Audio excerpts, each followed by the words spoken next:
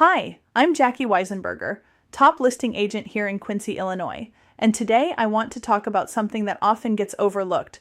What happens if you do not have buyer agency? A lot of buyers assume that if they're working with an agent, that agent automatically represents them. But that's not always the case. Without a buyer agency agreement in place, the relationship may be limited, and that can change how representation works. That's why it's so important to understand buyer agency before you start touring homes. When you have buyer agency, you have an agent who is clearly working for you. They owe you fiduciary duties. They advocate for you. They guide you. They negotiate on your behalf.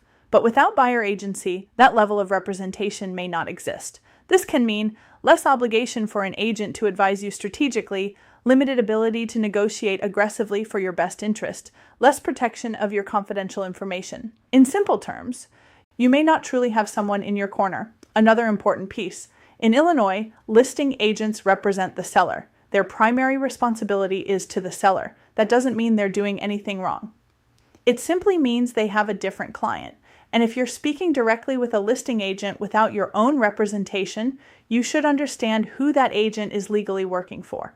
Buyer agency helps avoid confusion. It clearly establishes who represents who is advocating for your interests, and how communication and negotiations are handled.